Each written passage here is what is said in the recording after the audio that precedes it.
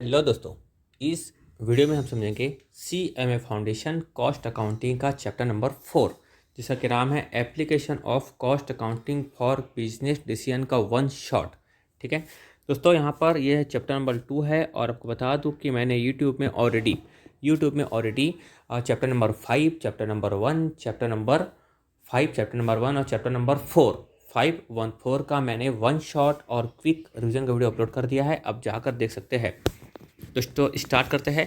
मैं आपको इस जो चैप्टर की हेडिंग लिखी हुई है ना, application of cost accounting for business decision, मैं चाहता हूँ कि इसको मैं आपको इन डेप्थ समझाऊँ, इसलिए मैंने छोटे छोटे क्वेश्चन को तैयार किया हुआ है। तो लिखा है, देखो, एप्लीकेशन ऑफ कॉस्ट अकाउंटिंग का उपयोग करेंगे हम बिजनेस डिसीजन के लिए यूज़ करेंगे। अगर आप चैप्टर नंबर 5, 1 और 4 को देख के आ चुके होंगे तो आप समझ रहे होंगे कि मैं क्या बोलना चाहता हूँ। अगर नहीं देखा है तो कोई प्रॉब्लम नहीं है, ये चैप्टर खास इसीलिए बना हुआ है।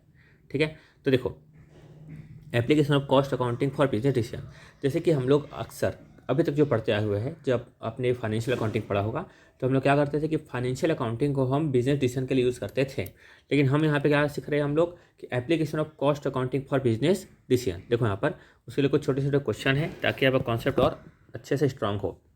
क्वेश्चन 1 का लिखा हुआ है, what is accounting often considered as, क्या लिखा हुआ है, एन इंफॉर्मेशन प्रोसेसिंग सिस्टम। दोस्तों अकाउंटिंग में आपको मालूम होगा कि ट्रांजेक्शन को क्या किया जाता है, रिकॉर्ड किया जाता है, फिर क्या किया जाता है, क्लासीफाई किया जाता है, प्रोसेस होता है, समराइजेशन होता है, ये वो आपने सीखा था। तो इस सब से क्या होता है, जब समराइज रिपोर्ट मिलती है तो मैनेजमेंट क्या कर पाता है, उससे डिसीजन ले पाता है। क्लियर है, ये हम सीखे थे। तो what is accounting often consider as an information processing system, जिससे कि हम लोग क्या कर सके, इन्फॉर्मेशन प्राप्त कर सके। क्लियर है। Question number 2, does accounting only help in keeping record, क्या अकाउंटिंग जो है ओनली रिकॉर्ड को कीप करने में हेल्प करता है या फिर डिसीजन मेकिंग में भी हेल्प करता है। तो अकाउंटिंग जो है क्या करता है, डिसीजन मेकिंग में भी हेल्प करता है। दोस्तों मैं यहाँ पर सिंपली फाइनेंशियल अकाउंटिंग की ही बात कर रहा हूँ। क्लियर है।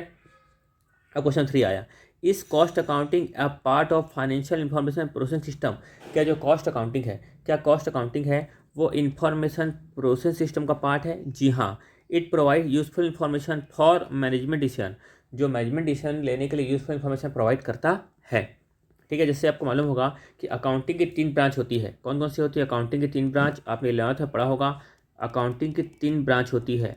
ठीक है, कौन कौन सी होती है, एक होती है कॉस्ट अकाउंटिंग, मैं शुरुआत करता हूँ यहाँ पर सिंपल फाइनेंशियल अकाउंटिंग से। पहली होती है फाइनेंशियल अकाउंटिंग, ये आपको अच्छे से मालूम है। ठीक है, दूसरी क्या होती है, ये भी आपको अच्छे से मालूम है, कॉस्ट अकाउंटिंग। और तीसरी होती है मैनेजमेंट अकाउंटिंग। तीसरी क्या होती है, मैनेजमेंट अकाउंटिंग। ठीक है, ये तो दोस्तों यहाँ पर क्या लिखा हुआ है, इस cost accounting a part of information processing system, yes it provides useful information for management decision, management को डिसीजन लेने के लिए यूजफुल इंफॉर्मेशन प्रोवाइड करती है। क्लियर है। किस तरह से करती, किस तरह से नहीं, आगे अपन पढ़ेंगे, don't worry. Question number 4, which branch of accounting help in business decision apart from financial accounting, financial accounting के अलावा कौन सी अकाउंटिंग की ब्रांच हेल्प करती है डिसीजन लेने के लिए, तो कौन सी हेल्प करती है, कॉस्ट अकाउंटिंग। क्लियर है। What do the technique of cost accounting mainly help in, they help management in every sphere of business decision के लिए वो क्या करती है, हेल्प करती है। ठीक है, लिखा है शॉर्ट एप्लीकेशन बेस्ड क्वेश्चन, क्या लिखा हुआ है, if businessman want to know, अगर बिजनेसमैन जानना चाहता है whether to produce a product in own factory or buy it from outside, which branch of accounting will help him, कौन सी ब्रांच उसको हेल्प करेगी, कॉस्ट अकाउंटिंग, है ना। तो समझ में आया कि हम लोग अगर खुद से बनाएं या बाहर से खरीदें तो हमको कैसा मालूम चलेगा, कॉस्ट अकाउंटिंग से मालूम चलेगा। कैसे मालूम चलेगा कि हम खुद की फैक्ट्री बनाते हैं तो कितनी कॉस्ट आती है और बाहर से खरीदेंगे तो कितनी कॉस्ट आएगी, उसके बेसिस पर डिसीजन लिया जाएगा। क्लियर है, वो हमको हेल्प होती है कॉस्ट अकाउंटिंग में। Question number 7, when resources like money, material, labour are limited, ये सब क्या हो, लिमिटेड हो, मनी भी लिमिटेड है, मटेरियल और लेबर लिमिटेड है, which accounting help in decoding best use, deciding best use, कौन सा बेस्ट यूज के लिए हेल्प करेगा, कॉस्ट अकाउंटिंग बेस्ट यूज के लिए हेल्प करेगा। ठीक है, इसका यूज़ कैसे करना अच्छे तरीके से हम लोग प्रैक्टिकली पढ़ते हैं CMA इंटर में, ये फिलहाल यहाँ पर थ्योरेटिकली अब अच्छे से क्लियर कर लो कि अकाउंटिंग में हेल्प होती है कि भैया जो रिसोर्सेस हमारे पास कम है, लिमिटेड है, उसको हम लोग कैसे यूज़ करें जिससे कि हम लोग को प्रॉपर प्रॉफिट हो। ठीक है, उसको हम मालूम चलता है कॉस्ट अकाउंटिंग में। If management want to control, अगर मैनेजमेंट कंट्रोल करना चाहती है wastage of material, which tool they use, कौन सा टूल वो यूज़ करेगी? वो यूज़ करेगी कॉस्ट अकाउंटिंग टेक्निक का यूज़ करेगी। कौन सा यूज़ करेगी? कॉस्ट अकाउंटिंग टेक्निक का यूज़ करेगी अगर मैनेजमेंट वेस्ट को कंट्रोल करना चाहती है तो। उसके बाद how does cost accounting support management when fixing the price of product by giving cost data for deciding selling price. कि हम मैनेजमेंट के पास कॉस्ट डाटा दिया रहेगा, उसको मिलेगा, जिससे कि उस कौन से लिए कितनी कॉस्ट है उसके हिसाब से वो सेलिंग प्राइस फिक्स करेगी। उसके बाद which accounting provide information for control of material. Which accounting provides information for control of material, labour and overhead. कौन सी अकाउंटिंग प्रोवाइड करेगी? कॉस्ट अकाउंटिंग प्रोवाइड करेगी। क्लियर हो रहा है अच्छे से? वापस which accounting provide information for. देखो मटेरियल का कंट्रोल करना आवश्यक क्यों है? कुछ भी हमको मटेरियल लगा देंगे, लम्प सा मटेरियल लगा देंगे, मटेरियल में वेस्टेज होता रहेगा, उसकी कॉस्ट को कंट्रोल नहीं करेंगे तो कॉस्ट ज़्यादा हो जाएगी, सेलिंग प्राइस ज़्यादा हो जाएगी, तो हम सर्वाइव कैसे कर पाएंगे? वैसे लेबर काम नहीं कर रहे, लेबर की एफिशिएंसी अच्छी नहीं है, ट्रेंड वर्कर नहीं है, उस चक्कर में क्या होगा कि प्रोडक्शन सही तरीके से नहीं होगा, टाइम ज़्यादा लगेगा, और टाइम ज़्यादा लगेगा तो लेबर का पेमेंट ज़्यादा करना पड़ेगा। क्लियर हो रहा है अच्छे से? इसलिए कौन क्या हेल्पफुल होता है? कॉस्ट अकाउंटिंग हेल्पफुल होती है। Question 11, cost accounting is full only for preparing final account. क्या कॉस्ट अकाउंटिंग सिर्फ और सिर्फ फाइनल अकाउंटिंग को प्रिपेयर करने के लिए हेल्पफुल है क्या? नहीं नहीं नहीं, अभी हमने सीखा कि मैनेजमेंट को डिसीजन लेना है उसके लिए भी हेल्पफुल है। उसके बाद cost accounting help in variance analysis and control. क्या कॉस्ट अकाउंटिंग हेल्प करेगा वेरिएंस एनालिसिस और कंट्रोल के लिए? जी हाँ। वेरिएंस मतलब क्या होता है दोस्तों? जैसे कि खैर अपन पढ़ भी चुके हैं, बता दूँ वापस। मैंने कहा कि स्टैंडर्ड मतलब मैंने बजट सोचा कि भाई मेरे को कोई प्रोडक्ट बनाना है, उसका बजट है 100 रुपये। कितना बजट है? 100 रुपये। और मान लो एक्चुअल में कितना लग गया? मान लो 110 रुपये लगा एक्चुअल में।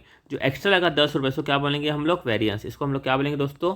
इसको हम लोग बोलेंगे वेरिएंस। क्लियर हो रहा है यहाँ तक? इसको बोलेंगे हम लोग, हाँ इसको बोलेंगे, हाँ इसको क्या बोलेंगे हम लोग? वेरिएंस। क्लियर हो अच्छे से? अब बढ़ते हैं हम लोग आगे। ये अपने अभी तक हम समझा क्वेश्चन की हेडिंग को, अब समझेंगे फटाफट इन सब चीज़ों को। ठीक है, तो यहाँ पे क्या लिखा है देखो, application of cost accounting for business decision. पहले क्या लिखा है देखो, classification and sub classification of cost. Cost का आप क्लासिफिकेशन करेंगे और सब क्लासिफिकेशन करेंगे, यानी क्लासिफिकेशन करने के बाद और क्लासिफिकेशन करेंगे, जिससे मैनेजमेंट को और अच्छे से जानकारी होगी, जिससे मैनेजमेंट और अच्छे से डिसीजन ले पाएगा। तो क्या लिखा हुआ है? We divide cost into different groups. हम लोग डिवाइड करेंगे कॉस्ट को डिफरेंट ग्रुप्स में, लाइक मटेरियल में, लेबर में, ओवरहेड में, फिक्स्ड में, वेरिएबल में। वापस हम लोग क्या करेंगे, कोई भी कॉस्ट में मतलब कुछ भी चीज़ हमको बनाना है उसमें लगती है मटेरियल कॉस्ट। लाइक बनाना है फर्नीचर, उसमें लगेगा वुड, कारपेंटर का खर्चा। ओवरहेड मतलब ऊपरी व्यय जैसे कि फैक्ट्री का खर्चा, वर्क, उसके अलावा मान लो सुपरवाइजर का खर्चा, ये सब खर्चा लगेगा। ऑफिस का खर्चा, वो सब क्या बोलेंगे? ओवरहेड, ऊपरी व्यय। फिक्स मतलब क्या होता है? ऐसे कोई फिक्स खर्चे लगते हैं, लाइक मान लो कि वुड या फर्नीचर जो बन रहा है फैक्ट्री बन रहा है, तो फैक्ट्री का रेंट क्या हो गया? फिक्स खर्चा हो गया। वेरिएबल मतलब क्या होता है कि अब ज़्यादा मटेरियल लगाओगे, ज़्यादा लेबर से काम लोगे तो ज़्यादा आपको लगेगा वेरिएबल कॉस्ट। क्लियर है? तो वापस classification and sub classification of cost. We divide cost into different group. हम कॉस्ट को डिफरेंट ग्रुप में डिवाइड करते हैं, like material, labour, overhead, fixed, variable, so that management can see, management देख पाएगी कि वेयर प्रॉफिट इज कमिंग, में profit कहाँ से आ रहा है और कहाँ से लॉस हो रहा है। एग्जाम्पल, मोबाइल अगर 20% प्रॉफिट दे रहा है और लैपटॉप सिर्फ और सिर्फ 5% प्रॉफिट दे रहा है, तो मैनेजमेंट किस पे फोकस करेगी? मोबाइल फोकस करेगी। सिंपल सी बात है यार, है कि नहीं? क्लियर हुआ अच्छे से? तो ये जो लिखा हुआ है ना, इसके बारे में यहाँ पर विथ एग्जाम्पल के साथ आपको मिल गया इन्फॉर्मेशन। उसके बाद देखो क्या लिखा हुआ है, control of material, labour and overhead cost. तो हम लोग क्या करते हैं, हम लोग application of cost accounting for business decision के लिए हम लोग classification and sub classification of cost करेंगे। Control of material, labour and overhead cost कैसे करेंगे समझो।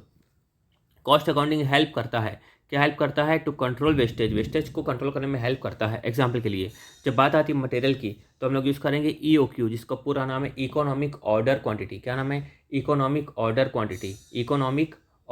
क्वांटिटी। तो जिससे कि हम लोग क्या होगा कि जब नाम है इकोनॉमिक ऑर्डर क्वांटिटी, यानी कि हम लोग इस क्वांटिटी में ऑर्डर देंगे, जिससे कि हमारी टोटल कॉस्ट क्या है? कम से कम आए। टोटल कॉस्ट का मतलब यहाँ पर क्या होता है मालूम है दोस्तों?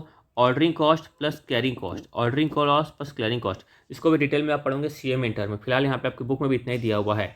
फिर लिखा हुआ है and stock level to avoid overstocking, यानी कि हम लोग डिसाइड करेंगे कितना स्टॉक लेवल होना चाहिए, जिससे कि ओवर स्टॉक ना रहे, जिससे कि पैसा क्या हो? ब्लॉक ना हो। तो स्टॉक लेवल डिसाइड करेंगे कि जिससे कि ओवर स्टॉक ना हो, ना ही शॉर्टेज हो। तो स्टॉक लेवल को डिसाइड करना जरूरी है जिससे कि हम पैसा यानी कैपिटल ब्लॉकेज ना हो। फिर क्या लिखा है, लेबर। वापस प्लान वर्क प्रॉपरली, प्लान को हम properly plan work properly so no worker is overloaded और सिटिंग आइडल। तो पूरे हम काम को प्रॉपरली क्या करेंगे, प्लान करेंगे जिससे कि कोई भी वर्कर के पास ज़्यादा काम ना हो, या ही कोई वर्कर क्या हो, आइडल बैठा हो, खाली बैठा हो। ओवरहेड मतलब क्या होता है, dividing into fixed and variable, dividing into fixed और वेरिएबल और कंट्रोलेबल और uncontrollable to control them better, जिससे कि हम उसको कंट्रोल बेटर तरीके से कंट्रोल कर पाए। एग्जाम्पल लिखा है, by ordering material as per EOQ, अगर हम मटेरियल को ऑर्डर देते हैं as per EOQ, company save money, company पैसे को सेव करेगी और वेस्टेज को अवॉइड करेगी। जैसे ऊपर बताया है कि टोटल कॉस्ट क्या होगी, कम से कम होगी। अब देखते हैं हम लोग ओवरहेड को, वापस देखते हैं, dividing into fixed and variable और कंट्रोलेबल और अनकंट्रोलेबल। देखो डिवाइड क्यों करना है, कंट्रोलेबल अनकंट्रोलेबल, कि भाई जिसको हम लोग कंट्रोल कर सकते हैं उसको तो कंट्रोल करेंगे ही ना, चलो फिर से कंट्रोल नहीं कर सकते तो वेरिएबल को तो कंट्रोल करेंगे ही ना। समझ में आ रहा है। अल्टीमेटली हम इस तरह से डिवाइड करेंगे जिससे कि मैनेजमेंट को जिस तरह से डिसीजन लेना हो उस तरह से डिसीजन ले पाए। आगे बढ़ते हैं हम लोग। बिजनेस पॉलिसी मतलब क्या होता है, कॉस्ट इन्फॉर्मेशन हेल्प करेगी मैनेजमेंट को टू टेक इंपॉर्टेंट डिसीजन, जिससे कि मैनेजमेंट इंपॉर्टेंट डिसीजन ले पाए।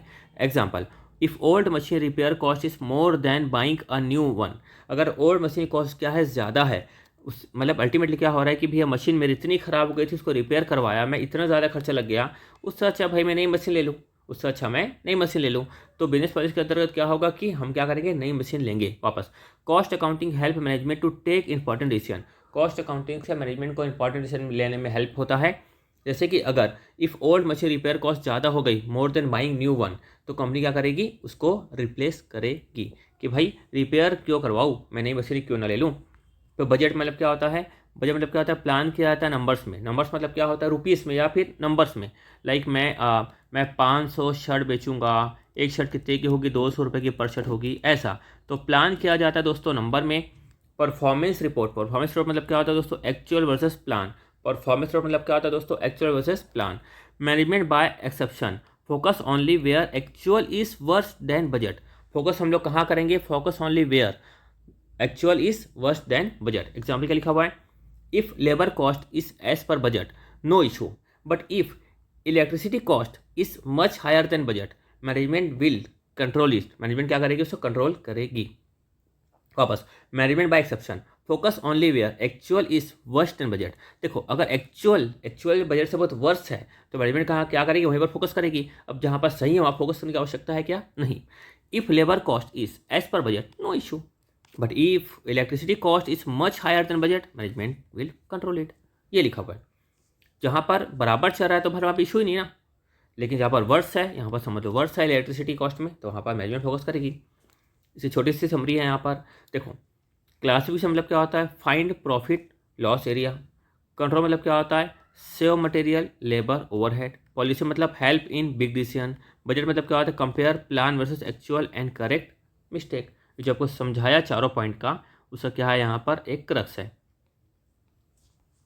उसके बाद standard for measuring efficiency, standard क्या होता है, इफिशियंसी को मेजर करने के लिए होता है। देखो समझो यहाँ पर कि भाई वही वापस बात है कि मैंने बजट तैयार किया, या फिर उसको बोल सकते हैं फिलहाल यहाँ पर स्टैंडर्ड, और यहाँ पे लेते हैं अपन एक्चुअल, ठीक है। अब मैंने सोचा था कि भाई चलो मटेरियल का लगेगा 30 रुपये, लेबर का लगेगा 40 रुपये, और ओवरहेड का मैं मान लेता हूँ कितना लगेगा 20 रुपये। टोटल कितना लगा, 30 40 70 और 20 90। लेकिन जब बात करूँ मैं एक्चुअल की बात करूँ तो मान लो यहाँ पर मटेरियल का लग गया 40 रुपये, लेबर का लग गया 50 रुपये, और ओवरहेड का लग गया 30 रुपये। कितना लगे, 40 और 50 90, 90 और 30 120, 30 रुपये जितना देखो एक्स्ट्रा लग गया। तो यहाँ पर हम लोग क्या करेंगे, देखेंगे इफिशियंसी कैसी है, ख़राब है। मटेरियल का सोचा 30, कितना लग गया 40, क्या हो सकता है मटेरियल का वेस्टेज ज़्यादा हो रहा हो। लेबर का सोचा था 40, कितना लग गया 50, हो सकता है कि लेबर की इफिशियंसी अच्छे ना हो। ओवरहेड का हम लोग प्रॉपर यूटिलाइजेशन नहीं कर रहे होंगे, ठीक है। यहाँ सोचा था 20, यहाँ कितना लग गया 30, ऐसा। तो standard for measuring efficiency, cost accounting set standard. Cost accounting क्या करता है, सेट करता है स्टैंडर्ड को, एक्सपेक्टेड कॉस्ट को, एंड कंपेयर करता है उसको एक्चुअल के साथ, और उसको कंपेयर करता है एक्चुअल के साथ। This show how efficient the company is, ये शो करता है कि कंपनी कितनी इफिशिएंट है, ये शो करता है कितनी कंपनी कितनी इफिशिएंट है। एग्जाम्पल के लिए स्टैंडर्ड लेवल कॉस्ट हमने सोचा था 100 रुपये पर यूनिट, बट एक्चुअल में कितना आ गया 120। इफिशियंसी क्या है यहाँ पर, लो है। Management will find out why extra 20 was spend, extra 20 rupees क्यों लगा। जो यहाँ पर एक्स्ट्रा 20 इसको हम लोग क्या बोलते हैं दोस्तों, इसको बोलते हैं हम लोग वेरियांस। क्या बोलते हैं, variance. Point number F, best use of limited resources, best use of limited resources. Cost data help in using resources like material, labour, money in best way. क्योंकि हमको इसकी कॉस्ट को कंट्रोल करना होता है, इसकी कॉस्ट को कंट्रोल करना होता है, तभी तो कॉस्ट को कंट्रोल करना होता है, तभी तो हम लोग मटेरियल को, लेबर को और मनी को यानी कि ओवरहेड को समझ लो एकदम सही तरीके से हम लोग यूज़ कर पाएंगे। गोल क्या होता है दोस्तों हमारा, maximum output at minimum cost. हमारा गोल क्या है कि मिनिमम कॉस्ट में हम लोग को मैक्सिमम आउटपुट मिले। अब मिनिमम कॉस्ट में मैक्सिमम आउटपुट मिले तो उसके लिए हम लोग क्या करेंगे, ऑप्टिमम यूटिलाइजेशन करेंगे। जैसे कि एग्जांपल के लिए आपके पास समय कम है, आपको ज़्यादा पढ़ना है, तो आप उस तरीके से पढ़ाई करोगे जिससे कि आपको ज़्यादा मार्क्स मिले। Example, if labour cost is too high but machine cost is less. अगर लेबर का खर्चा बहुत ही ज़्यादा है, वापस समझना, if labour cost is too high but machine cost is less, company can use machine more and save labour cost. This way waste is reduce and efficiency is increase. Simple, मतलब best use of resources का हमने किया कि हमने machine को अच्छे से use किया। फिर price determination, cost accounting help in fixing correct selling price of a product. Correct selling price निकालना है तो कॉस्ट अकाउंटिंग हेल्प करती है। कैसे हेल्प करती है, how, bye knowing fix cost plus variable cost. In normal time में क्या होता है, हम लोग सेलिंग प्राइस को फिक्स करते हैं to cover cost plus profit, है ना। लेकिन जब डिप्रेशन टाइम होता है तो हम लोग क्या सोचते हैं, प्राइस को कम कर देते हैं और सोचते हैं कि कम से कम भी हम लोग का वेरिएबल कॉस्ट तो कवर हो जाए, कम से कम हमारा वेरिएबल कॉस्ट तो कवर हो जाए। वापस price determination, cost accounting help करता है correct selling price of product को निकालने के लिए। कैसे, bye knowing fix cost plus variable cost को जानकर। नॉर्मल डेज में हम लोग क्या करते हैं, सेलिंग प्राइस को हम लोग क्या करते हैं, फिक्स करते हैं कवर करने की कॉस्ट को प्लस प्रॉफिट को, ठीक है। लेकिन जब डिप्रेशन पीरियड होता है तो हम लोग क्या सोचते हैं, भैया कम से कम वेरिएबल कॉस्ट तो कवर हो जाए, फिक्स कॉस्ट तो करो फिलहाल साइड में। देखो वापस एग्जांपल, अच्छा एग्जांपल है यहाँ पर, एकदम अच्छे से क्लियर हो जाएगा आपको। हाँ, if making a cost of pen, अगर पेन को बनाने की कॉस्ट कितनी है, 8 रुपये है। अगर पेन को बनाने की कॉस्ट कितनी है, 8 रुपये है। फिक्स कॉस्ट कितनी है यहाँ पर, फिक्स कॉस्ट कितनी है, 3। वेरिएबल कॉस्ट कितनी है, 5। Company can sell at 12 in normal time, यानी 8 रुपये है, 8 का 12 में बेचा, 8 का 12 में बेचा, 8 का 12 में बेचा। बट इन डिप्रेशन, जब बात करें डिप्रेशन की, even if company sell at 6, देखो यहाँ पर कितना, वेरिएबल कॉस्ट कितनी है, 5, कंपनी कितनी बेच रही है, 6। It will recover variable cost 5 and avoid losses from unsold stock. Company बोलेगी भाई स्टॉक तो कम से कम बिक जाए, स्टॉक तो कम से कम बिक जाए, प्रॉफिट मिल जाए मेरे को 1 रुपये मिल जाए, मतलब उसको बोलेंगे हम लोग कॉन्ट्रीब्यूशन। क्या बोलेंगे, कॉन्ट्रीब्यूशन। हम लोग बोलेंगे चलो फिक्स कॉस्ट को फिलहाल मारो गोली, कम से कम वेरिएबल कॉस्ट तो कवर हो जाए। तो क्या लिखा है यहाँ पर समरी के तौर पर, स्टैंडर्ड मतलब क्या होता है, कंपेयर करेंगे actual with expected cost to measure efficiency को मेजर करने के लिए हम लोग यूज़ करेंगे, उसको बोलेंगे स्टैंडर्ड कॉस्ट। रिसोर्सेज मतलब क्या होता है कि मटेरियल, लेबर, मनी को बेस्ट वे में क्या करना, यूज़ करना, जैसे कि वेस्ट क्या हो, कम हो। प्राइस मतलब क्या होता है, फिक्स करना सही प्राइस को, जिससे कि क्या हो, fix right selling price to using cost data. Normal time में क्या होगा, कॉस्ट पे प्रॉफिट। डिप्रेशन में क्या होगा, एटलीस्ट वेरिएबल कॉस्ट क्या हो जाए, हमारी कवर हो जाए।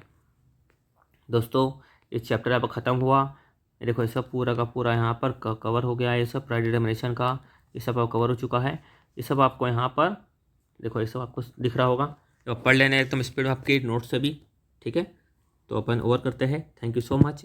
तुरंत ही मैं 1-2 दिन में बाकी का भी चैप्टर जो है अपलोड कर दूंगा। तो कौन कौन सा अभी तक अपलोड हो चुका है, चैप्टर 5 अपलोड हो चुका है, 1 हो चुका है, 4 हो चुका है, ठीक है। और ये कौन सा था, 2, खाली एक ही चैप्टर बचा है, 3, उसको भी मैं अपलोड कर दूंगा। Thank you so much.